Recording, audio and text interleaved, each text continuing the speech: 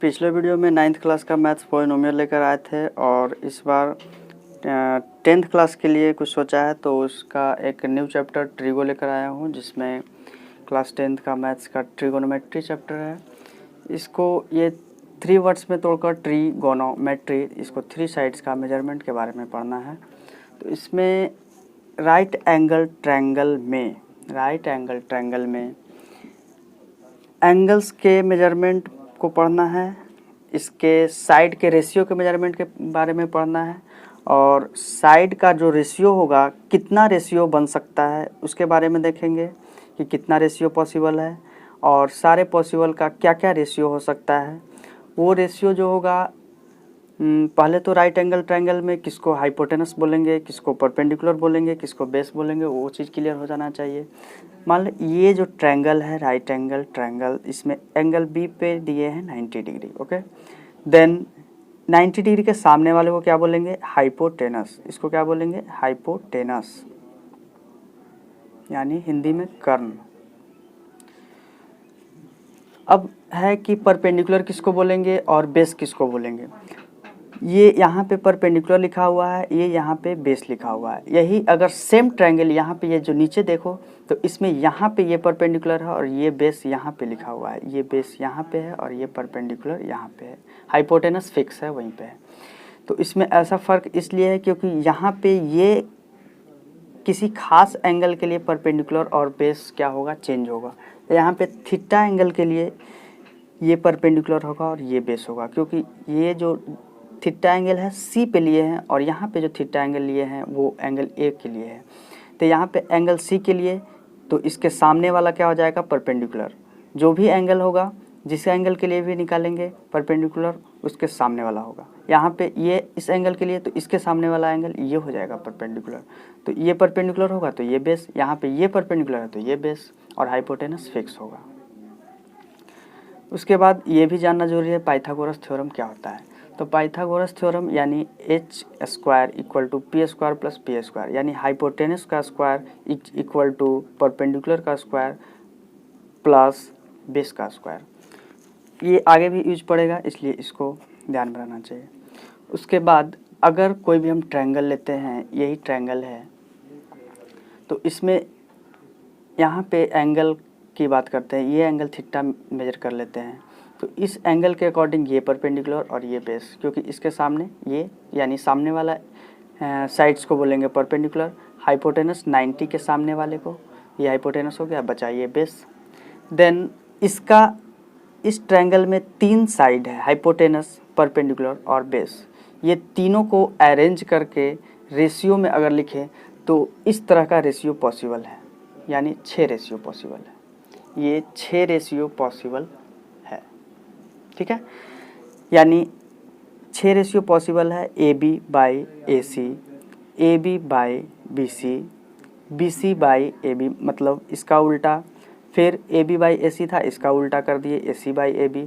फिर एक नया बी सी बाई ए सी, यानी बी सी बाई ए सी, ये ले लिया, फिर इसका उल्टा।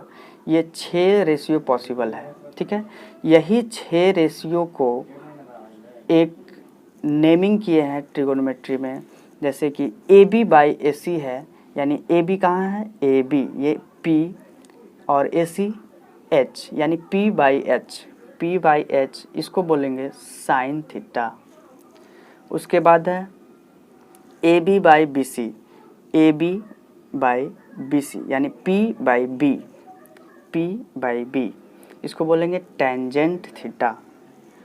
फिर उसके बाद है B C by A B, यानी इसका उल्टा, B C by A B, यानी बी बाई पी। तो बी बाई पी कहाँ है, इसके सामने इसको लिख दिए हैं बी बाई पी, यानी इसका उल्टा है, तो इसको बोलेंगे को टेंजेंट थीटा। टेंजेंट का उल्टा हो जाएगा को टेंजेंट, क्योंकि पी बाई बी का यहाँ पे उल्टा है बी बाई पी। फिर नेक्स्ट है ए सी बाई ए बी, ए सी यानी हाइपोटेनस, ए बी यानी परपेंडिकुलर, एच बाई पी, तो एच बाई पी यहाँ पे लिखे हैं एच बाई पी, इसको बोलेंगे को सेकेंड थीटा। इसको इसके सामने इसलिए लिखे हैं क्योंकि इसका उल्टा है, ये पी बाई एच था, ये एच बाई पी है, तो ये साइन थीटा हो रहा था, यहाँ पे कोसेकेंड थीटा। इसको ये भी बोल सकते हैं साइन थीटा का उल्टा होगा कोसेकेंड थीटा। अब है BC/AC यानी B/H, इसको बोलेंगे cosine theta. BC/AC cosine theta, नहीं दिख रहा था यहाँ पे। फिर इसका उल्टा करेंगे तो सेकंड थीटा, मतलब इस तरह से 6 रेशियो पॉसिबल है, 6 रेशियो पॉसिबल है। इसमें इसको शॉर्ट में लिखते हैं साइन थीटा, इसको लिखते हैं कोसेक थीटा, इसको लिखते हैं टैन थीटा, इसको लिखते हैं कॉट थीटा, इसको कॉस थीटा, यहाँ पे सेक थीटा। ठीक है, देन ओके। अब ये 6 रेशियो को फ्रेश में देखेंगे। यहाँ पे फैन बंद कर लेता हूँ। ये 6 रेशियो ट्रिगोनोमेट्रिक रेशियो है साइड ऑफ ट्रायंगल का। जो साइन थीटा P/H होगा, इसका उल्टा कोसेक होता है H/P हो जाएगा। कॉस थीटा B/H होगा, इसका उल्टा सेक थीटा होता है H/B होगा। टैन थीटा P/B होता है। कॉट थीटा इसका उल्टा हो जाएगा B/P। यानी ये 6 रेशियो है जो कि हमको जानना है। तो इसमें इसका उल्टा ये है, यानी लिख सकते हैं कि साइन थीटा जो होगा 1/, कोसेक थीटा होगा। ओके, यानी इसको लिख सकते हैं फिर कि अगर sine theta into cosec theta लिखे तो ये 1 होगा, ये पॉसिबल है। इसका उल्टा ये, देन लिख सकते हैं कोस थीटा उल्टा होगा सेक थीटा का, कॉस थीटा उल्टा होगा सेक थीटा का, यानी कॉस थीटा जो होगा उल्टा होगा सेक थीटा का। इसको लिख सकते हैं cos theta into sec theta equal to 1। यहाँ पे इसके वैल्यू से यानी रेशियो से भी चेक कर सकते हैं। साइन थीटा क्या है, P/H है, यानी ये P/H है। फिर इंटू है कोसेक थीटा H/P है, इसको H/P लिखेंगे। तो क्या ये P कैंसिल, H कैंसिल होने के बाद 1 आएगा, यानी ये इसका उल्टा है, ये सही है। उसी तरह से कॉस इंटू सेक हो जाएगा 1। उसी तरह से ये इसका उल्टा है, तो टैन का उल्टा क्या हो जाएगा 1/कॉट। इसको ऐसे भी लिख सकते हैं, कॉट क्या होगा 1/टैन होगा, यानी ये दोनों का प्रोडक्ट करेंगे तो क्या आएगा 1 आएगा। ये सब सारी बातें बेसिक है, क्लियर होनी चाहिए। तो इतना के बाद इसके एंगल के मेजरमेंट के बारे में जानेंगे। हम लोग को ट्रायंगल में जो भी मेजरमेंट रहेगा, जो भी ट्रायंगल रहेंगे, 90 डिग्री का जो रहेगा, एक राइट एंगल ट्रायंगल रहेगा, उसमें कोई भी एंगल थीटा के बारे में अभी फ़िलहाल के लिए 0 डिग्री का वैल्यू के बारे में पता होना चाहिए। 30 डिग्री का वैल्यू क्या होगा, 45 का वैल्यू क्या होगा, 60 का क्या होगा, 90 का क्या होगा, इतना वैल्यू पता होना चाहिए कि क्या क्या इसका वैल्यू हो सकता है। यानी साइन के साथ साइन 0 का क्या वैल्यू होगा, साइन 30 का क्या वैल्यू होगा, साइन 45। उस तरह से कॉस के साथ सारे वैल्यू का, टैन के साथ सारे वैल्यू का, कोसेक के साथ सारे वैल्यू का, सेक का सारे वैल्यू का। इसी तरह से 6 रेशियो के साथ ये सारा एंगल कम से कम पता होना चाहिए, यानी हमेशा माइंड में होना चाहिए। तो ये सारे एंगल्स का हम आपको टेबल दे देंगे। उस टेबल्स से भी आप देख सकते हैं कि क्या क्या वैल्यू है जिसको हम याद कर सकते हैं, या कैसे भी उसका इजी वे में फाइंड करने के लिए हम बता देंगे कि क्या क्या हो सकता है। फ़िलहाल इस पे ये एंगल्स के वैल्यू पे आने के पहले हम आपको साइड के रेशियो का कुछ क्वेश्चंस करवा देंगे और कुछ और रिलेशन है। पहले एंगल्स का, ये साइड का रेशियो का मेजरमेंट के बाद ये इसको कवर करेंगे। फ़िलहाल अभी कुछ और रिलेशंस हैं, उसके बारे में हम बता देते हैं। फ़िलहाल वो जो कुछ रिलेशंस हैं वो इस तरह से हैं, जैसे टैन थीटा का जो वैल्यू होगा वो sine theta upon cos theta इसके रेशियो के बराबर होगा। फिर है कॉट थीटा, तो कॉट थीटा इसका क्या हो जाएगा, पता है कि tan का उल्टा होता है कॉट, तो ये इसका उल्टा हो जाएगा, यानी ये कॉस और साइन का रेशियो हो जाएगा। उसके बाद ये भी कर सकते हैं, इसको और इसको प्रोडक्ट मिलाएं, यानी tan theta into cot theta, then इसको प्रोडक्ट करने के बाद क्या हो जाएगा, 1 आएगा। ठीक है, देन ये तीनों रेशियो भी रिलेशन याद रहना चाहिए, इसको बोलते हैं कोसेंट रिलेशन। Quotient relation. एक और रिलेशन है जो कि है स्क्वायर रिलेशन, उसको भी देखेंगे। सारे चीज़ क्वेश्चंस में यूज पढ़ने वाले हैं, सारे प्रूफ्ड हैं। साइन का स्क्वायर प्लस कॉस का स्क्वायर का सम जो होगा 1 होगा। दूसरा रेशियो है सेक स्क्वायर, डिफरेंस इसका minus tan square theta is equal to 1 होगा। ये चीज़ आपको पता होना चाहिए।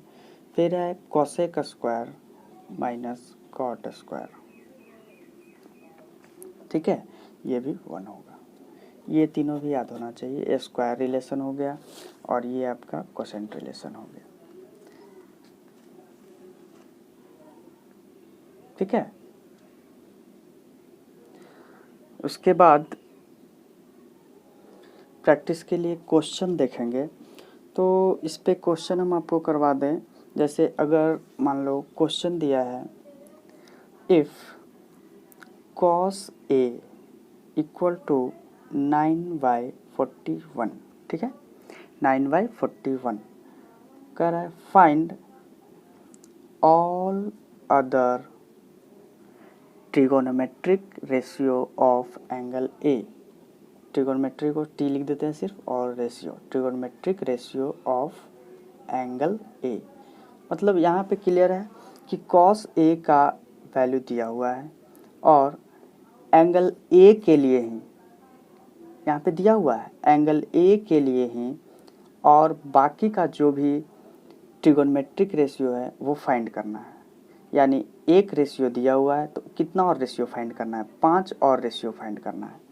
तो 5 रेशियो कौन कौन सा होगा, यानी साइन निकालना पड़ेगा, यानी एंगल ए के लिए कर रहा है तो साइन ए निकालना पड़ेगा। कॉस तो दिया हुआ है, फिर tan ए निकालना पड़ेगा।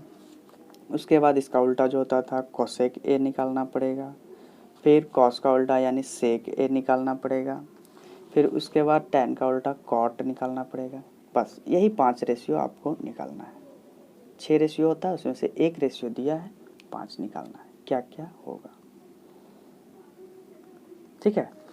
तो ये मान लो इस तरह का ट्रायंगल है, ठीक है, ये ट्रायंगल है, यहाँ ए है और यहाँ बी मान लेते हैं, यहाँ सी मान लेते हैं। इसको एक को 90 डिग्री, तो ये तो फिक्स है, हाइपोटेनस हो गया। ठीक, अब कोस ए दिया है तो फिक्स है, ये एंगल की बात कर रहा है, इस एंगल की बात कर रहा है, यानी इसके सामने वाला क्या हो जाएगा, परपेंडिकुलर, और ये क्या हो जाएगा, base. Okay, then cos A दिया है, कॉस ए दिया है, यानी कॉस ए क्या होता है, B/H। रेशियो क्या होता है, B/H होता है इसका रेशियो। यहाँ देखिए हम आपको बताए हैं कॉस का रेशियो, कॉस का रेशियो होता है B/H। तो यहाँ पे कॉस का रेशियो दिया है, यानी B/H दिया है कितना, 9/41। जब भी रेशियो दिया हुआ रहता है तो रेशियो को x मानते हैं या k मानते हैं, इस तरह से मान के बनाते हैं। तो यहाँ पे रेशियो को x या k मान भी सकते हैं, या फिर अगर नहीं मानते हैं फिर भी रेशियो है ये दोनों का, तो अगला भी जो भी निकलेगा वो भी रेशियो ही आएगा। तो नहीं भी मानते तो कोई प्रॉब्लम नहीं है। ऐसे अगर k या x मान कर बनाते हैं तो वो और अच्छी बात है। तो यहाँ पे b का वैल्यू जो होगा 9k होगा, या सिर्फ नॉर्मली 9 ले लेते हैं, रेशियो ही निकालना है और p का भी तो रेशियो ही निकलेगा ना, इसलिए h यहाँ पे क्या है 41 है। तो यानी b दिया है, h दिया है, यानी p नहीं दिया है, तो p निकालेंगे। p निकालने के लिए हमको ज़रूरत पड़ेगा ट्रिगोनोमेट्रिक के से पहले हम बताए थे पाइथागोरस थ्योरम। तो पाइथागोरस थ्योरम हम जो बताए थे यहाँ पे आपको इसका ज़रूरत पड़ने वाला है। तो h दिया हुआ है, b दिया हुआ है, p निकालना है, तो इसको इधर ले आएंगे, यानी ये जो होगा वो relation h square minus b square हो जाएगा, यानी h का वैल्यू 41 का स्क्वायर माइनस करेंगे 9 का स्क्वायर और ये p स्क्वायर, देन ये p square is equal to आ जाएगा, इसका कैलकुलेशन करना पड़ेगा, कैलकुलेशन कर लेंगे तो 41 का स्क्वायर आ जाएगा 1681 और 9 का 81, तो 1681 में से घटाएंगे 81 तो 1600, यानी इसमें से इसका स्क्वायर करके इसमें से घटाएंगे तो 1600 आएगा, और ये स्क्वायर इधर अगर करते हैं तो ये रूट में आ जाएगा, तो p का वैल्यू जो होगा वो आ जाएगा √1600, यानी p का वैल्यू टोटली 40 आ जाएगा। 16 का 4 और 00 के लिए 1, यहाँ पे ये p का वैल्यू निकाल लेंगे, 14 आ गया। अब बताओ ये p का वैल्यू, ये h का वैल्यू क्या था 41, b का वैल्यू क्या था 9 और p का वैल्यू अभी निकाले, अभी यहाँ पे निकाले हैं, यहाँ पे 40। अब बताओ ये सारे ट्रिगोनोमेट्रिक रेशियो अब लिख लेंगे। साइन क्या होता है p/h होता है, tan क्या होता है p/b होता है, कोसेक क्या होता है कोसेक क्या होता है h/p होता है, सेक क्या होता है h/b होता है, और कॉट क्या होता है b/p होता है। अब वैल्यू रखते जाना है, p/h तो p/h 40/41, p/b tan के लिए p/b तो p और b 40/9, h/p कोसेक के लिए h/p तो क्या हो जाएगा 41/40, सेक क्या होगा h/b यानी h/b 41/9, ठीक है। और कॉट लास्ट में क्या हो जाएगा b/p यानी b ये है p है, यानी ये हो जाएगा 9/40। देख सकते हैं tan का उल्टा यहाँ पे आया है कॉट, साइन का उल्टा कॉसेक होता है, यहाँ पे इसका उल्टा ये आया है, इसका उल्टा ये है। देख सकते हैं कॉस का उल्टा होता है सेक, ये 9/41 है, यहाँ पे 40/9 है, ओके 41/9। तो इस तरह से हम सारे ट्रिगोनोमेट्रिक रेशियो को फाइंड कर सकते हैं, अगर एक का दिया हो तो पाइथागोरस थ्योरम का यूज करना है, उसके बाद सारे ट्रिगोनोमेट्रिक रेशियो को फाइंड करना है। इसी तरह से आगे ट्राई करिए क्वेश्चंस बनाने का। Thanks for watching.